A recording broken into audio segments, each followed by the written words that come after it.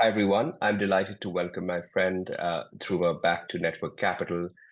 We've spoken off and on about career, philosophy, life at large, debating, but I've decided to ask him to become an academic advisor to Network Capital, not only because of his incredible academic background, because he can think from first principles.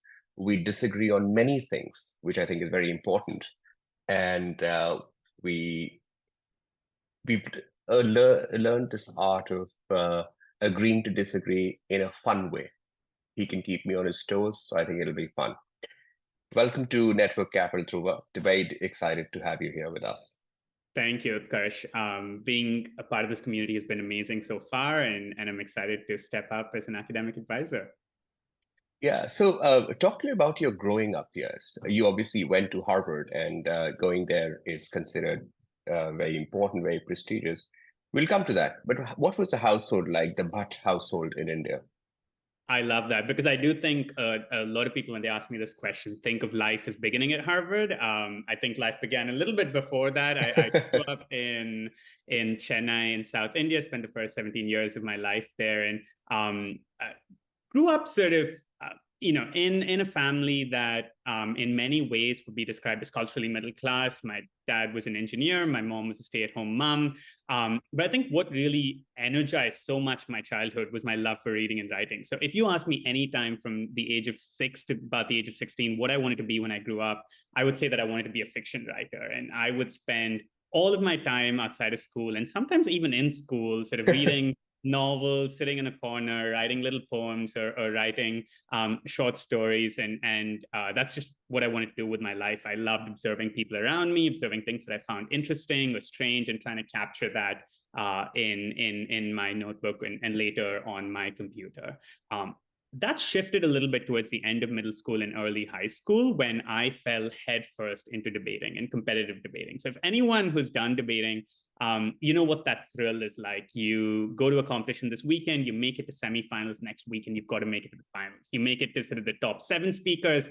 Next weekend, you want to be the best speaker in the world. And that then forms your community as well. Your friends and your closest, the people you spend the most time with become other debaters. And that sort of can end up taking up all of your time. So I went from becoming this person who lived in his own head to applying those principles of curiosity and sort of trying to gain a deep understanding to the real world and the specifics of what was happening in current affairs and politics and economics. And as I did that, I discovered and realized that in many ways, the real world around me was just as interesting as this fictional world that was in my head, if not even more interesting.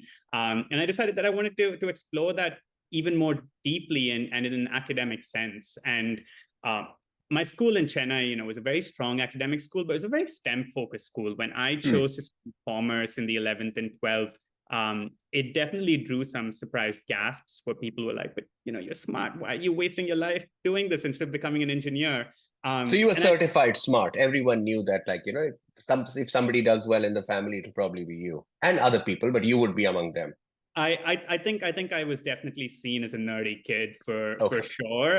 Yeah. It helped that I couldn't play sports or play an instrument to save my life. So my only saving grace was that I knew my way around a conversation and read a lot and could think quickly. So that helped aid that impression that people had of me. Um, and I did well at school as well, good grades, all of that. But I realized that in order to study these things, and also I had a sort of dispersed interest. I was so nervous about the prospect of picking one subject to study in undergrad in the way that you had to in India. And so when I heard about the liberal arts system in the US, where you're allowed to try out a few different subjects for the first year and a half, and then pick a major later on, where I could combine a bit of political science and economics and history, that really appealed to me. And so that sort of was the genesis of why I decided to apply to undergrad in the States and end up studying there.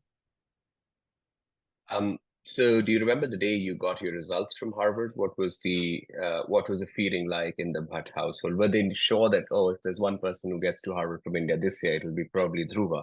Or were they surprised? I think it was surprise. It was shock in many ways. So the context here is that I couldn't have afforded to go to undergrad in the States without financial aid. And so I was applying for need-based full financial aid. And at the time, and even now, for most universities in the US, if you're an international student applying for aid as an undergraduate student, that counts against you in your application. So I knew that the odds were stacked high. I was also not from an international or IB school. I was from a CBSC, which is sort of an Indian National Curriculum Board school. And so the odds were definitely stacked against me. Also didn't help that about a week before the IB results were coming out, I'd gotten the admission decision from a lower ranked university that I'd applied to, and that was a rejection. And so I didn't have high hopes for IB days, as it's called, when all of the IVs send their decisions in. And in fact, I had decided that I wasn't going to check my results because the day after those decisions came out was my final 12th grade board exam in economics. Oh. I sort of figured, I had to study and put in effort today. And I wasn't going to do that if I got in because I'd be too happy and then I'd blow the day off celebrating. And I wouldn't do it if I was sad because I'd be really miserable. And so I wouldn't want to spend that day studying. So I said, I'm not even going to check the results today. I'm going to wait till my economics exam gets over tomorrow and then check. But what ended up happening and that I hadn't counted on was I had a new smartphone, which I think I only got in the 12th grade or something like that. And I got a notification on my email, which kind of came up on my screen, which I hadn't anticipated. And it was from the Harvard admissions office. And before I could swipe it away, I'd noticed the word congratulations there. So once I'd seen that, I then had to click on it and log in and check. And I discovered that I had actually gotten into Harvard, and the decision came out very early in the morning, India time. I sort of roused my mom out of bed and told her, and she sort of took a few minutes in absolute disbelief.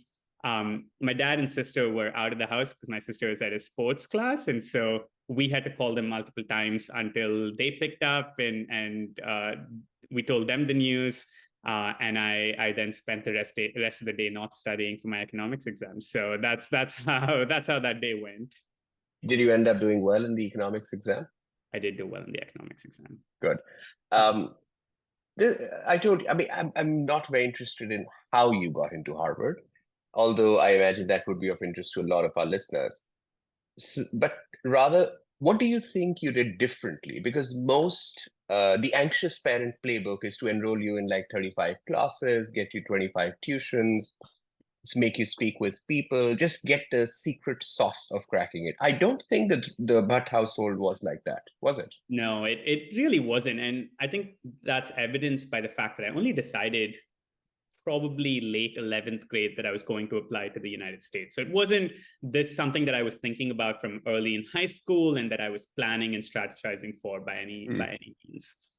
I think rather what the Bhat household did really well, so full credit to my mom and dad, and my mom in particular, is that they let us explore and let us try out different things that we cared about outside of the classroom. My mom enrolled me in every membership-based library that she could find so that I had access to all the books that I wanted. She put me in theater class when I showed interest in debate, and I had to skip lots and lots of school to be on the Indian high school debate team. They allowed me to do that without batting an eyelid. And so I think they were very supportive of the things that I wanted to do and allowed me to try out different things. And there were things that I tried out that I didn't like. I remember that I went to a week-long sailing camp and absolutely hated it. In fact, I pretended to be sick so that I didn't have to go to the final day, which is kind of a demonstration. And they didn't then say, no, you have to do that. You have to continue doing the sport.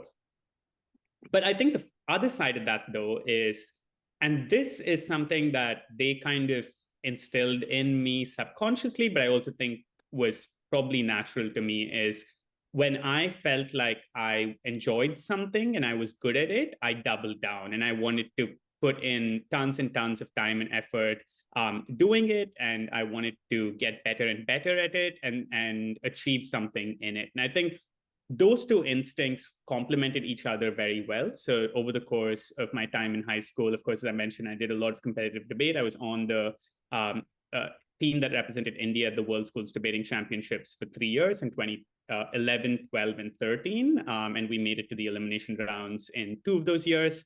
At some point in the 8th grade, enrolled for a German language course for children, and then continued learning German through high school, including going to the International German Olympiad, where I got a bronze, and also was in student government and was sort of head boy there. So I think all of those are sort of indicative of things that I found interesting and I felt like I was good at and wanted to keep doing more and more of, and ended up achieving something meaningful in. And I think all of that together definitely helped in getting in. Now, is there a secret sauce? I think self-evidently not, because I got into Harvard, but then got rejected by every single one of the other IVs. So whatever secret sauce got me into Harvard clearly wasn't to the taste of some of the other universities.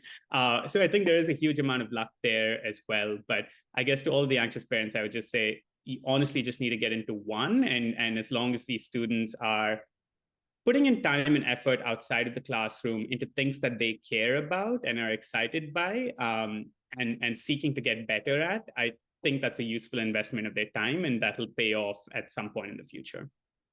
Because I know this question will come up. So would it be fair to say that you had very good grades, you had a pretty good SAT score, and you really doubled down on debating and excelled at it? That perhaps provided you competitive edge into Harvard. Perhaps 5 people who get in every year from India, you'd one of them because of this. Would it be a fair thing to say? I think that's right. I think that's right. Yeah. How did you? I'm very interested as as a CEO of Network Capital in how people get better. So how did you get better as a debater? We've had some spirited debates at your house and mine, but we're talking about a different stage of life. Yeah, that's a great question. And I think the core thing that differentiates great debaters from good debaters is the amount of work that you put in to get better at it. So debating, especially on the national team, was a full-time sporting activity. It similar to how if you were on the national cricket team, or as under 16 cricket team or under 16 volleyball team, you would be expected to put in time and effort every single day to get better at it. I think those of us who are competing at that level in debate were doing that for debate. So that would involve, for instance, watching lots and lots of recorded debates. There are debates online that great teams were competing in, and I would watch those and I would take notes, and I have notebook after notebook filled with scribbled notes about what those debaters were doing. And that was great, because then if I got a similar topic in the future, I wasn't starting from scratch. I was able to stand on the shoulders of these giants, pick the arguments that I had seen other debaters deliver before, look at the language that they use, and try and emulate that in my own speeches. I could see the strategies they were using and try and emulate that. I would do activities and drills where I would watch a debate maybe up till the first 2 speeches got over, and then I would put myself in the position of that second speaker and deliver a speech as if I were that speaker. And then I would watch the actual speech that happened back and try and see what they did differently to me and what I could get from that. Whenever it was possible to attend a debate competition or do a practice debate against other people in real life, I would do that. I also read as much as I could. So I pestered my parents into allowing me a subscription to The Economist magazine, and I would try and read as much of that every week. I would take an auto rickshaw to school, and I remember sitting in the auto rickshaw and reading The Economist and sort of the Politics This Week and Business This Week sections as a high school student. And that then meant that when I got debates that were about specifically about current affairs or the real world, I could then draw on the knowledge that I had to deliver it. And then all of this so this was what I was doing on a day-to-day basis. And then all of this got supercharged in the run-up to the World Championships. So the World Schools Debating Championships is sort of the Olympics of debate. It's now more than 70 countries participate every year, and each team is represented by the best high school debaters in the country. And in the months leading up to the World Championships, we would be in training for sometimes up to 12 hours per day where we would start at 9 in the morning and sometimes not wrap up till 10 or 11 p.m. in the evening. And we would be doing practice debates. We would be getting feedback, sometimes brutal feedback, and trying to get better and better day on day. So I think it's about putting in the work in a focused way and trying to be smart about which types of activities you're doing to try and get better at that, and getting feedback from coaches and responding effectively to that. Fantastic. So you enter Harvard along with an illustrious cohort of 800, 900 people, I guess. Did you feel that you fitted in?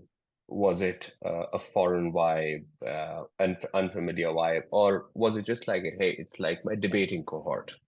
Yeah, it's a good question. So there were about 1,600 people in my class at Harvard, and I would say the transition was not too painful, even though it was so clear that I was out of my depth in many ways. So for instance, let's take the example of debate. I thought I was a really good debater. I was on the Indian team. I was very good in that context. In 2013, when I was at the World Championships, the two teams that made it to the finals were Australia and Swaziland. Interestingly, that Swaziland was a bit of a wild card that year, and that was the only year they've made it to the finals. And one speaker from Team Australia was ranked the best speaker in the world, and one speaker from Team Swaziland was ranked the second best speaker in the world. In contrast, I was maybe in the top 50, somewhere in the closer to 50 than to one.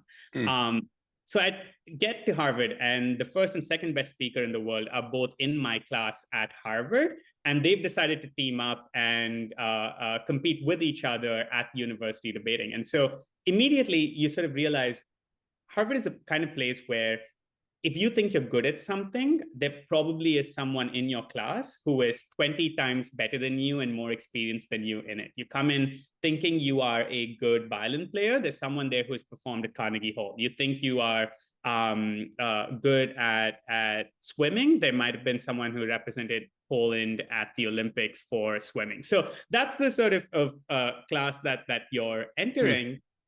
But at the same time, what I discovered there is that all of those people who've come to Harvard are incredible in their own way for whatever reason, but also realize that now that they are there, it doesn't help. And different people have different experiences of this, but this was my experience. It doesn't help to remain competitive and at each other's throats. And in comparison, I found it a very collaborative, supportive environment that people there were excited to be there and excited to get to know each other and recognize that while they may be good at one thing, other people in the class might be good at other things, and that there was a lot to learn from each other. And also that we were likely to be in each other's lives potentially for the next 50, 60 years, and that we could go on to do incredible things together rather than separately. Right. Have you heard the term imposter syndrome? Yes, I have. Do you like it? Do you like the term? I do think it's useful to name a feeling that a lot of people have. So at Harvard, I was a peer advising fellow from the second to the fourth years. What that meant was that I would be advising a group of first-year students sort of as a peer, helping them with questions they have, giving them advice, and so on and so forth. And you would always meet these first-year students, and you experience that as a first-year student. In fact, you experienced that through undergrad, where you looked around and you were like, how is it possible that the other people in my class are getting better grades at me and taking harder classes while simultaneously doing better at their extracurricular activities, while simultaneously also having a better social life, going on more dates and going to more parties than I am? How is that possible? And I think what you realize is, I think it's in the context of Stanford that it's called the duck syndrome, where all you can see when you look at other people is these ducks floating serenely on top of the water. The swan syndrome, I think. What's that?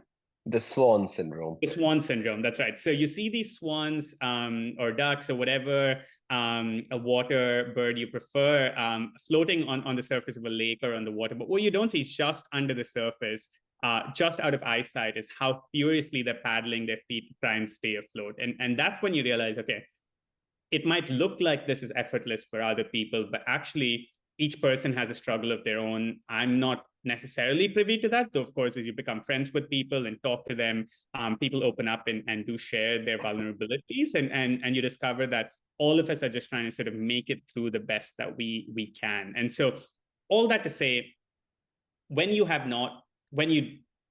only see the ducks that are floating on the surface and you feel like you don't belong, I think it is helpful to have a term that can help you contextualize what's happening and make you realize, okay, it's not me, and I it's not that I don't belong here. Yeah. I'm trying to get at whether labeling something and going towards feeling like an imposter is a helpful thing in your experience. We're obviously, neither of us are subject matter experts, so yeah, trying to ask. Yeah. In general, I find putting labels on things super, super useful.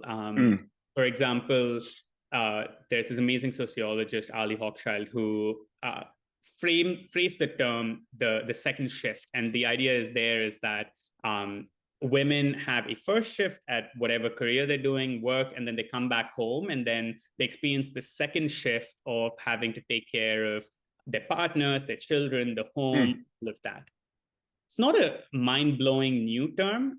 It might not be 100% accurate. There are men that take on these burdens. There are women that don't, whatever else. But when you're able to point to a set of things that are happening and say, hey, that is X thing, you then realize that you're not the only person that's experiencing that.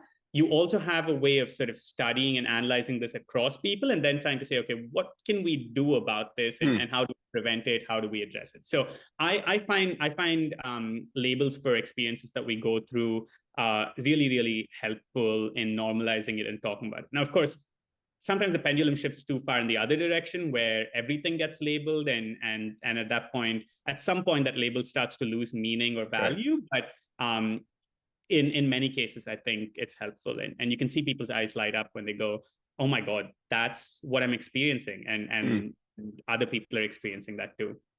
Yeah. Thank you for laying it out. So at Harvard, did you know where you're going? Did you always want to be a Rhodes Scholar at Oxford and have a distinguished academic career? How did you experiment? How did you figure out what you want to do with your life? Yeah, good question. I'll begin with the Rhodes thing. So once again, this is something that I came to incredibly late, only in junior year. And it's funny because I could not have aspired to be a Rhodes Scholar for my first and second years at Harvard, because there had been a rule change in the early 2000s, I think, which said that for many, many years, almost a decade and a half or so, you could only get the Indian Rhodes Scholarship if you had gone to undergrad in India. So I was not eligible to apply for the Rhodes, I think, for the first 2 years of my undergrad. And luckily for me, they changed that rule, I think, the year before I applied. And so it wasn't something I had planned for at all. It's something that I ended up discovering and choosing to apply for pretty close to the deadline, so maybe 6 months before or 8 months before or something like that. But that meant that what I spent my time at Harvard doing was, I knew that I wanted to understand sort of the political economic world around me better. I knew that meant that I wanted to do something in the social sciences. And so the first year I dove into different aspects of the social sciences. So I took a class in economics. I took a class in political science and international relations. I took a class in religion, which is kind of sociology, cultural studies-esque. I took a class in the US, law isn't an undergraduate subject, but I found a class that was sort of about the law, even though it wasn't a law course. And so I took that as well. It was a kind of a comparative constitutional law course. And I tried all of these things. And I think what I discovered at that point was that I didn't feel like I had a strong background in economics. And I felt like learning the tools of economics, quantitative analysis, statistics, and that type of really careful logic of social interactions was a useful set of tools for me to adopt. And that's how I ended up majoring in economics. And I dove pretty deep into economics. I sort of took the more quantitative mathematical courses wherever it was possible for me to take small group classes rather than these gargantuan lecture classes. I tried and took those. I really loved the classes, which rather than having an exam at the end, I was expected to write a research paper at the end. And also did a whole bunch of research. It started the summer after my second year of undergrad. I did this program at the Harvard Business School with Professor Tarun Khanna, where I worked with him on a bit of research. And then I continued doing research through my junior and senior years of undergrad as well. And through that, I realized that I found research fascinating, and it pushed me to think more deeply about the world and helped me understand it better. But I wasn't quite sure if I was ready to commit to a life of research and academics yet, because I also knew that there was a part of me that was entrepreneurial and that was excited to do something that was a bit more applied. And so that's why I decided to do this master's degree at Oxford in international development. It's kind of interdisciplinary. It had a bit of economics, had a bit of sociology, some history, some politics. Would leave that door open to me to either choose to do a PhD or choose to then go and work in the real world in some kind of impact-oriented field. Right. Yeah. And your grades have been stellar throughout. You've experimented, you've understood the quantitative side of economics. So you're well positioned. So you go to Oxford. What led you to a PhD? Yeah. It's a hard question to answer. I think a part of me from when I discovered research at the end of my second year of undergrad always wanted a PhD. I admired these professors who seemed to have gained so much knowledge about something, who had such specialized skills and had the ability to really be an expert on a topic in a way that very few other people in the world were. And so I think there was a part of me that just really wanted that PhD. But I think a second part of it was also for the things that I wanted to do.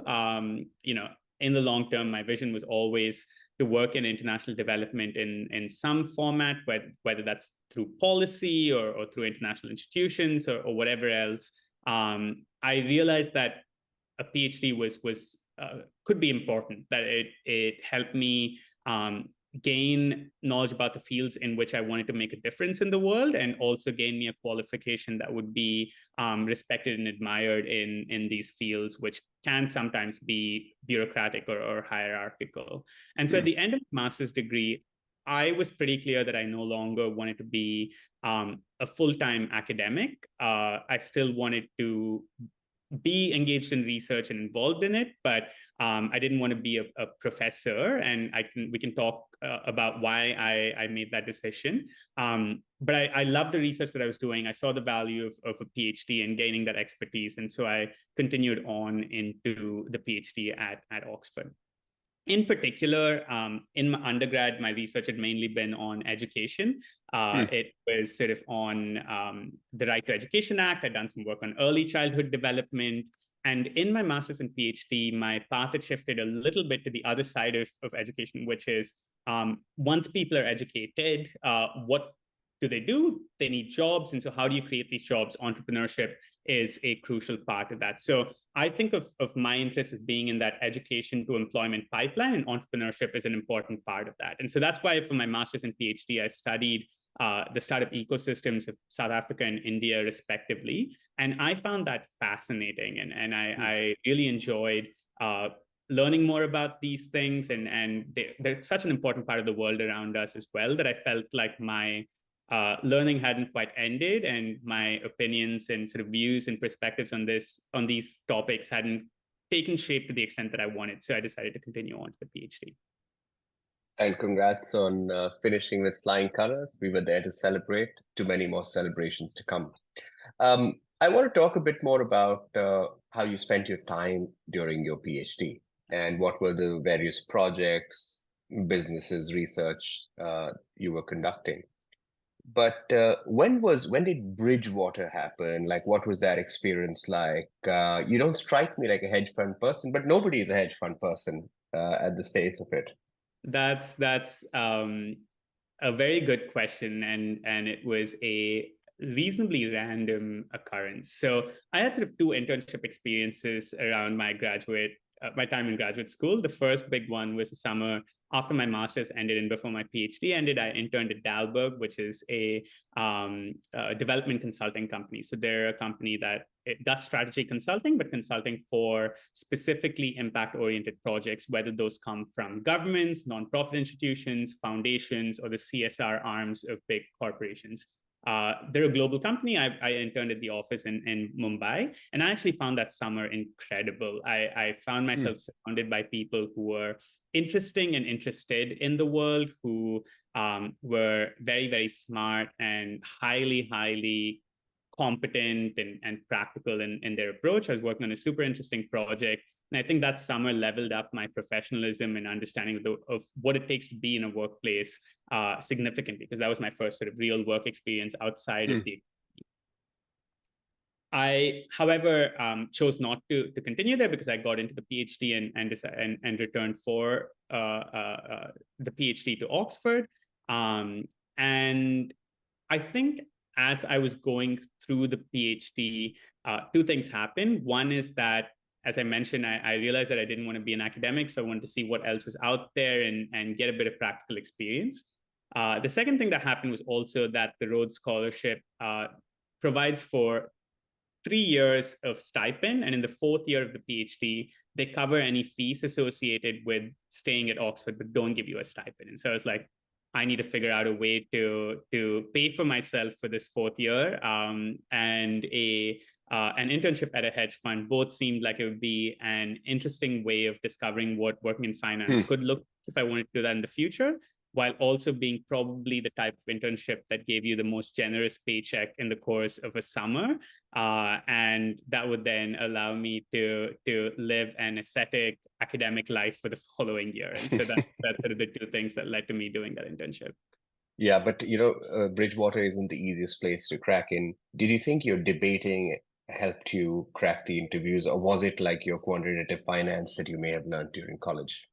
I think it was almost entirely the debate and very little to do with the quantitative finance side of things. So Bridgewater is one of the largest hedge funds in the world. I think still has the largest assets under management of any firm. And their approach is super, super interesting. They embody this thing called radical transparency, where you're expected to give very honest feedback to others, expected to think from first principles and discuss sort of the decisions that you're making and why you're making them. And it's a very different place to a lot of other hedge funds and sort of investment places. And so their recruiting process is also very different to most other hedge funds. So if other hedge funds make you do complicated quantitative problems during the interview, these guys structure, at least for the roles that I was applying for, the interview rounds as debates. So the first round was a group interview where there was me and another 4 or 5 students from Oxford who were all in the room. We each were asked to bring a topic that was worth debating. And then the interviewers picked one of our topics and we had to debate it all together. Mine was picked. The question was, is it better for billionaires to donate their money to charity or to pay more in taxes? So assuming that they have to pick one or the other, which one? That got picked. We had a spirited discussion. And then I had, I think, 2 or 3 more rounds, which were one-on-one with an interviewer who was a full-time Bridgewater employee, where they would ask me a question. So one of my rounds, for instance, was the employer asking, do you think that the museums should or galleries should exhibit the work of artists who've done morally problematic things? And so we then had a debate where I was trying to explain what my views were, and he was pushing back against it.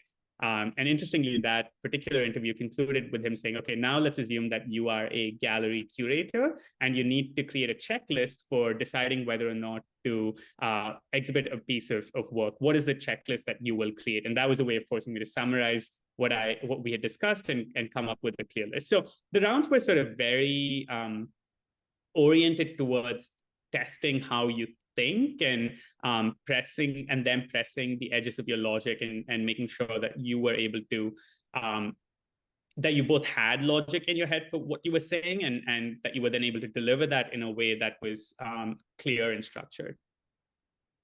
I think my department, moral philosophy people, would do very well at hedge funds. I'm going to tell them Um, to apply at Bridgewater. These are essay questions. These are the kind of questions that we're supposed to answer.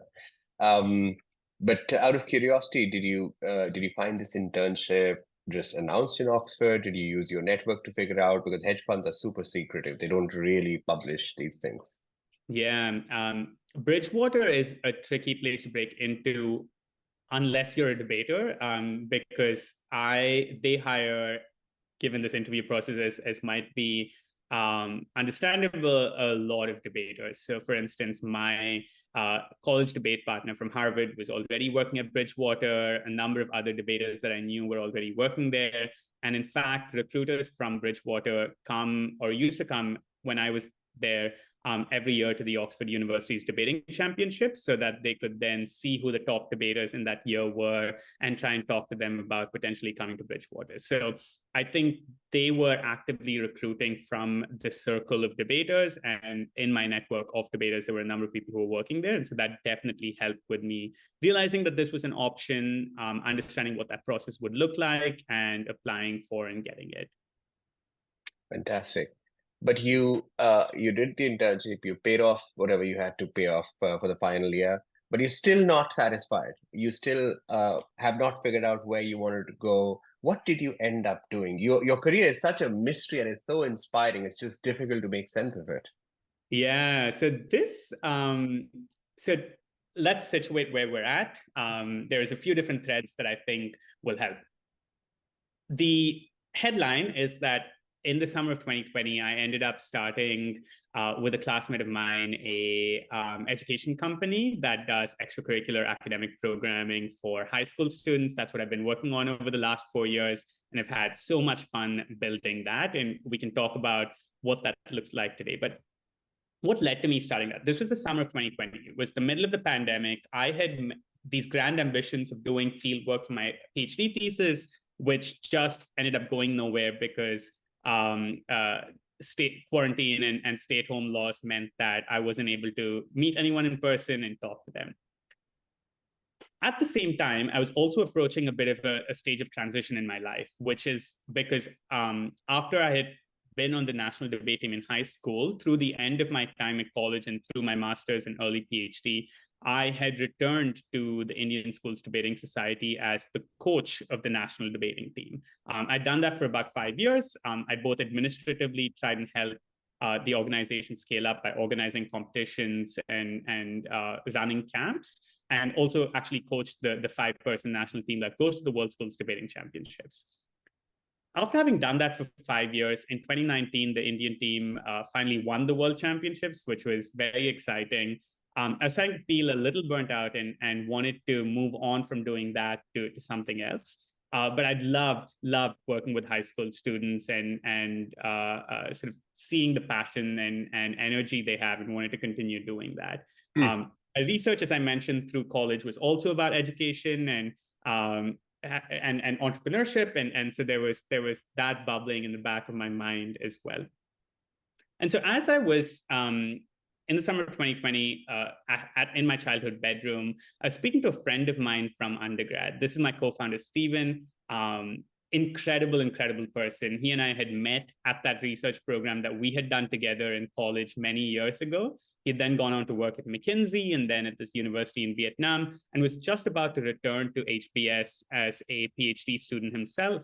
And that summer, he really wanted to do something entrepreneurial. So we were on a call just sort of talking through ideas that we had and how they might play out. And we kept coming back to that research program that we had done together, how much we loved it and how it had shaped both of our lives. And I think that's when something clicked for both of us. And we thought, okay, this could be something that high school students are interested in, because both of us as nerdy 17-year-olds would have loved to have done that. And there were a couple of companies in China that were offering this type of service, but hardly any that were global and making this type of opportunity widely accessible to students. And so we started the program that summer. We had about 12 students, mainly from India and Vietnam, doing the program. We matched them with mentors who are PhD candidates or postdocs in the US or the UK. And the mentors worked with them one-on-one online as they explored a topic that they were interested in, and the student wrote a 15 to 20-page essay on the topic. So the idea is that for the student, it's a way of digging deeper into a field that they're interested in. It gives them the opportunity to get to know someone who's in that field, ask them questions, build a relationship with them, build skills like reading and writing and analysis and critical thinking and all of that. And of course, have a piece of output that'll be useful for them for whatever it is that they do next.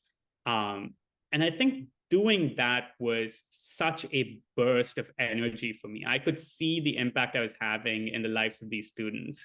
At the end of the first cohort, a student came up to me and, very reasonably, I expected her to tell me that she had learned stuff in economics. She felt like she knew what she wanted to do. But what she told me was, I feel so much more confident in my ability to have opinions and share them. And I think that blew my mind, because I hadn't been thinking of this as fundamentally shaping who these students could be. And yet for her, that's what the takeaway was. And so I realized the amount of joy there is in building something for people that might not have existed before, and doing that with others like Stephen and the rest of our team now, who are passionate and curious and hardworking. And so that continued on. And over the last 4 years, the organization has grown quite a bit. And this is Lumiere Education that you and your co-founder run. Essentially, it's trying to build a culture of research and rigor in high school students that hopefully they can apply for other things in life. And so far, you've seen good success. You find it energizing. You've now been doing it for 4 years. I would imagine a part of that full time, but you've given it your all. Like, that's been like a big part of your identity. How does it feel, having achieved pretty much everything that you've ever set your eyes on? It's a good question. I think on most days it feels incredible. I feel so lucky to be able to spend my time doing these types of things. With Lumiere over the last 4 years, is we've gotten to know these high school students, the schools, their counselors, and what they're excited by. We've tried to develop and expand the types of things that we do. So we've gone from just offering a research program to also offering machine learning and AI programs and professional development and internship programs. So the idea is that we want to be the type and an organization that, if there's a student anywhere in the world who is smart, motivated, ambitious, and wants to do something outside of the classroom, but doesn't have the appropriate mentor or resources or support in their own local community to be able to pursue that, we want to have some sort of opportunity for them to be able to access that mentorship and support from anywhere else in the world, and be able to sharpen their skills and learn more about what it is they love and follow their passion. So that's sort of the vision. Naturally, that also means we combine the regular programs that we run with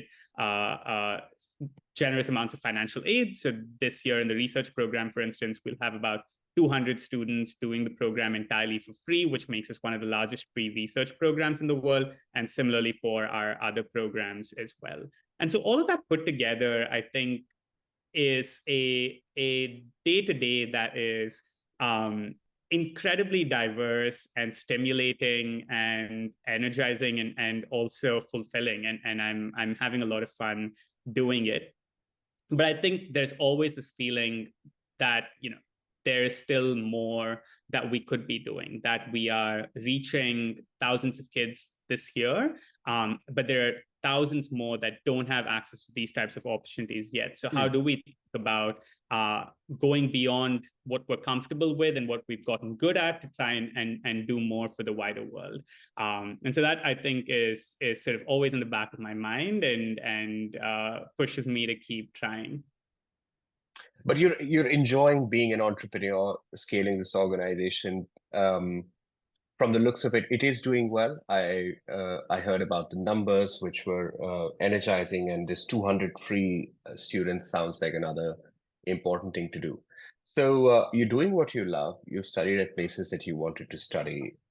you're loved and respected by your friends and peers. Are you in a happy place in life? I hope you are, but would love to hear from you. Are you happy, truly? I am happy. In some ways, now that the PhD is done, I moved to London last year and have been here for a year now, which has been such a joy and pleasure. Um, but it is still my first real year out of school now that the PhD is done, and so in some ways, I feel like I am still discovering who I am, what I'm interested in. There are many places where I feel like I need to do sort of more to work on myself, including going to the gym more and working out more, eating healthier. So there's definitely things that I want to keep improving on, but overall, I think I'm feeling more at peace with myself and feeling more joy than I have at any time in the past. And thanks to your presence, your friends feel at peace as well. It's a delight to learn from you, to have you here, and I'm very glad that you took on this leadership position as an academic advisor for us, where you can bring in your experiences, your debating journey with people who are part of our community, both executives who are running big labs and large companies, and also young professionals who can learn from you. What I find most delightful about your journey is, the sheer joy and the spirit of adventure that you bring to your pursuits, Dhruva. Thank you very much for your time, and I appreciate you for who you are and what you do. Thank you for the wonderful conversation and for everything you do as well, Utkarsh. If you enjoyed today's episode, make sure to subscribe to Apple, Spotify, or wherever you listen to podcasts. We'll apprise you of the next episode and make you part of our community. Thank you very much.